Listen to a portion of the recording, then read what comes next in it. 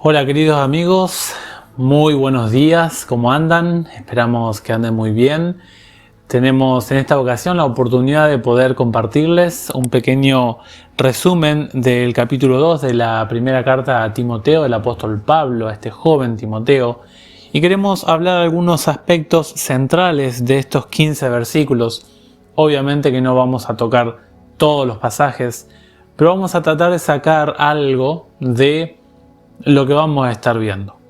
Antes que todo queremos orar, le vamos a pedir al Señor que Él nos acompañe, que Él nos ayude a poder entender lo que vamos a estar estudiando. Querido Padre que estás en el cielo, muchísimas gracias porque nos das la linda oportunidad de poder encontrarnos con nuestros amigos, con nuestros hermanos en esta ocasión.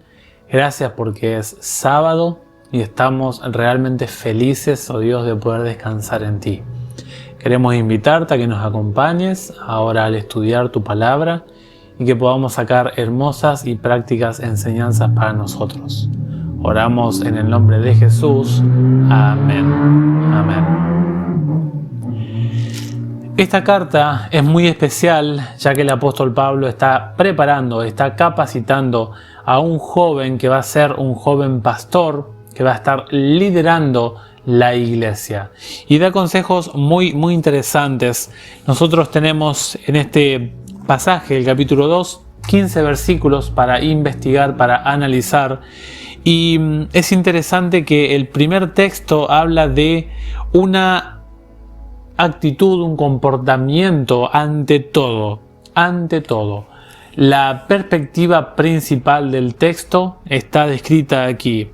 Te recomiendo que se hagan peticiones, oraciones, súplicas y acciones de gracias por todos los hombres. Aquí hay la enseñanza de un principio básico. La oración es necesaria en la vida del cristiano. Y el objeto de la oración debiera alcanzar a todos aquellos que están a nuestro alrededor. La mayoría que nos rodea de nuestro entorno, si podemos incluirlos en nuestras oraciones sería muy importante, porque el versículo 3 nos va a decir que esto agrada al Señor. El versículo 1 además habla de palabras como peticiones, oraciones, súplicas, acción de gracias. Todas estas palabras tienen relación a la actitud cuando uno ora a Dios. ¿Con qué actitud? ¿Cuál es mi intención interna cuando yo oro o hablo con Dios? El versículo 2 es interesante, que aquí entra un aspecto de un consejo en lo civil, en lo político y también en la vida de un cristiano. Cómo se maneja un cristiano, qué tipo de contacto, qué posición debe adoptar en cuanto a la oración y el gobernante o los monarcas en ese momento, los emperadores, como en ese tiempo estaba Nerón, ¿se acuerdan ustedes? No era un emperador muy agradable, es más, era un asesino, un perseguidor, era un malvado que disfrutaba y se deleitaba de el sufrimiento del cristiano. Y Pablo dice, nosotros tenemos la responsabilidad, nosotros tenemos el deber de orar. El cristiano debe cooperar con las autoridades y en todo lo que esté relacionado a la vida civil. Nosotros tenemos la responsabilidad de escuchar lo que dijo Cristo, ¿se acuerdan? Dad al César lo que es del César y dad a Dios lo que es de Dios. Significa de que hay un aspecto espiritual en la vida nuestra, pero nosotros no vivimos aislados, nosotros vivimos dentro de una sociedad, dentro de una organización política, y Dios dice que nosotros debemos dedicar tiempo a orar, debemos dedicar tiempo a orar por nuestro presidente, por nuestros ministros, por nuestros líderes políticos, que nosotros podamos recordar, y eso le agrada a Dios, Dios se siente complacido con esa actividad que hace el cristiano. En el versículo 4, empieza en los 4 hasta el versículo 7, empieza a hablar de la salvación. Entra en escena Cristo Jesús y la redención para toda la raza humana. La salvación nuestra como raza es gracias a lo que hizo el Señor Jesús, gracias a la buena disposición, al propósito de Dios de salvarnos, de rescatarnos en la persona del Señor Jesús. Dios no quiere que ningún ser humano se pierda, que nadie vaya a la perdición. Todo el que se pierda será porque habrá rechazado, habrá dicho: no, Señor, no me interesa el plan establecido, organizado por el Dios del cielo para la redención humana. Es interesante el versículo 4 que dice, ¿no? Para que todos los hombres tengan conocimiento, lleguen al conocimiento de la verdad. ¿Saben? Jesús dijo: yo soy la verdad, el camino y la vida. Y luego en Juan 17 dijo: mi palabra es la verdad. Es decir, nosotros tenemos que tener una experiencia con la Biblia, tenemos que tener un encuentro con Cristo, tenemos que alcanzar esa verdad, ese conocimiento experimental. Es interesante en el versículo 5 que Dios es el único, no hay nadie como Dios. Y acá podríamos hablar un poquito del tema de la Trinidad, como se le llama comúnmente, o la deidad, que es el término técnico bíblicamente hablando.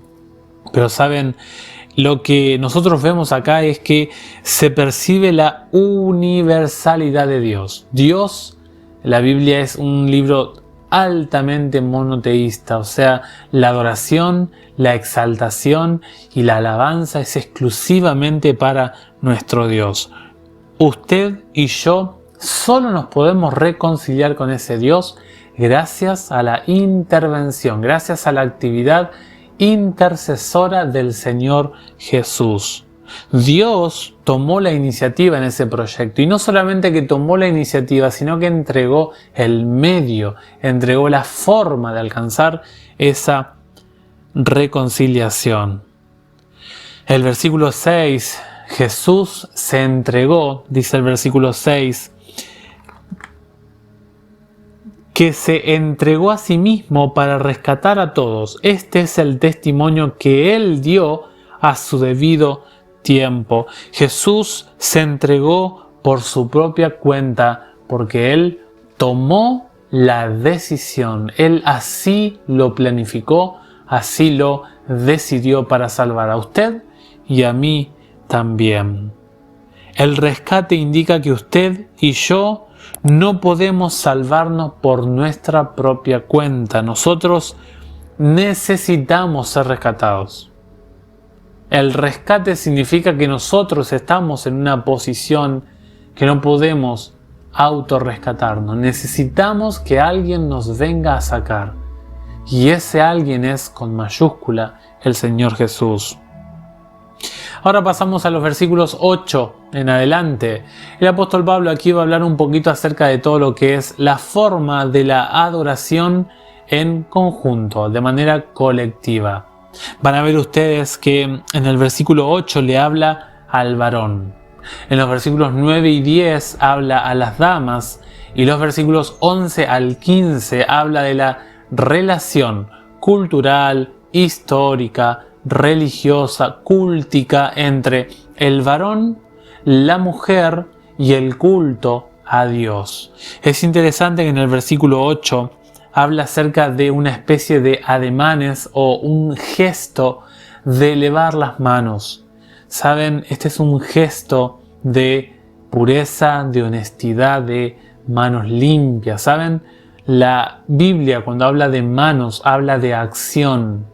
Habla de actos, simbolizan acción, y el hombre es recto según el Salmo 24 cuando es limpio de manos. Cuando el ser humano tiene unas manos puras, puede ser el que ore levantando esas manos puras, morales, ante los ojos de Dios. En los versículos 9 y 10 le va a hablar a las damas. Estos textos son para ustedes, damas, y el apóstol Pablo va a hablar acerca de las damas que participan en el culto eclesiástico. Habla del orden, habla del arreglo en cuanto a la indumentaria femenina. Fomenta la pureza de la dama cristiana. Primeramente habla algunas cosas de las que la mujer debe hacer o debe luchar por lograr. Y luego va a hablar algunas cosas que la mujer debiera evitar tanto para ella misma así como para no afectar al varón. Es interesante que habla del atavío, cosmeo, ahí habla acerca del arreglo personal, cómo se arregla una dama. El ser decorosa, un arreglo decoroso, de buen gusto, el pudor, de manera respetuosa, recatada. También con modestia, alguien que es prudente, alguien que es cuerdo. Damas, dice la Biblia, hagan buenas obras. Ese va a ser el mayor testimonio que una mujer puede dar. Yo recuerdo actitudes de mi mamá, de mis hermanas, que hablaban mucho más que las palabras que ellas decían. Por eso las mujeres tienen una capacidad de poder influenciar con sus actos, con su testimonio visible, palpable, como dice el apóstol Pablo. Ahora tienen que cuidarse en estas cosas. Peinados llamativos. Un arreglo exagerado. Es un arreglo que llama la atención. Ahora tampoco vamos a una dama que no se arregle, porque también sería llamar la atención y estaría violando el principio del equilibrio. Damas, sean equilibradas. Si llaman la atención con sus peinados, con sus vestimentas, con sus ornamentos, ojalá que sean cuidadosas en este sentido. No perlas, ni oro, ni vestidos ostentosos. Es peligroso vestirse de esta manera, cargarse de este tipo de indumentaria. ¿Por qué? Porque fomenta el egocentrismo, fomenta la envidia y sobre todo, llama la atención al sexo opuesto. Los versículos 11 al 15, tendríamos que hacer un tema exclusivamente de esto, ¿no? Pero algunos elementos cuando leamos estos pasajes. El apóstol Pablo aquí habla acerca de algunas actividades o conductas que debe tomar la mujer dentro del culto, así también como el varón. Primeramente habla de roles, habla de funciones dentro de la iglesia. Habla de desarrollo de organización dentro de la iglesia. También habla un poquito acerca del desorden de esos roles. Cuando la raza humana pecó, el ser humano se convirtió en un ser maligno por dentro. Y Dios sabía, si ustedes leen Génesis 3, Dios le dijo a la mujer que ella debía estar sometida a su esposo. Dios ahora colocó a uno superior a la otra, y no digo en el sentido de que el varón es superior a la mujer, sino que iban a cumplir quizá roles donde el varón establecería quizá como una forma de dirigir la familia, la relación, donde sea un poquito más marcado el rol masculino. Y es también interesante que la mujer, así como el varón, necesitan de la salvación. Por eso no es que el apóstol Pablo menosprecia a la mujer y sobreestima al varón, sino que el apóstol Pablo habla de que este desorden ocurrió porque la raza humana cometió pecado. El pecado trastornó y Dios tuvo que buscar la manera de organizar la relación familiar entre el hombre y la mujer.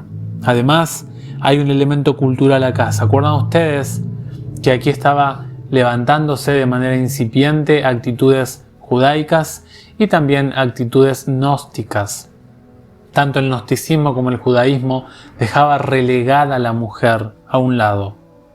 Dios no quería eso. Dios dijo, la mujer necesita ir a la iglesia. Pero Dios respeta la cultura, el momento histórico, social en ese momento. Y Dios aconsejó que la mujer tomara una actitud más de humildad en esos tiempos. Es interesante también que las damas tenían derecho a crecer en su vida espiritual. Las mujeres no eran rechazadas por Dios. Dios dijo, pueden venir, ustedes necesitan estar en mi casa de oración. Y finalmente el apóstol Pablo habla de que la mujer tiene una responsabilidad de la formación en los hijos.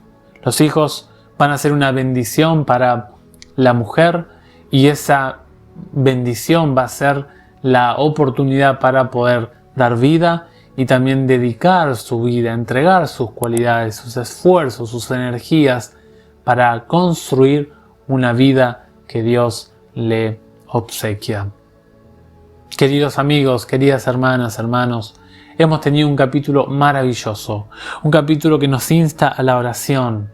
Dedique tiempo a orar por nuestros representantes políticos y civiles. Sea un cristiano de oración en estos tiempos tan críticos que estamos viviendo.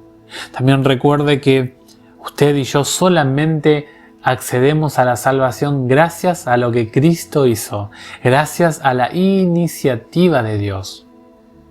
Recuerde que usted como varón, como mujer, tiene roles, tiene funciones dentro del culto y usted y yo debemos tener en cuenta cómo adorar a Dios. Dios sea el centro de nuestra adoración. Les agradecemos por acompañarnos hasta este momento. Si te gustan los videos que estamos subiendo, déjanos un me gusta, suscríbete y apoyanos con algún comentario, que eso nos alegra y será un placer poder responderles y escribirles también. Deseamos que Dios sea con cada uno de ustedes, que tengan un hermosísimo sábado. Dios les bendiga ricamente, un abrazo y nos vemos en el próximo videito. Hasta luego.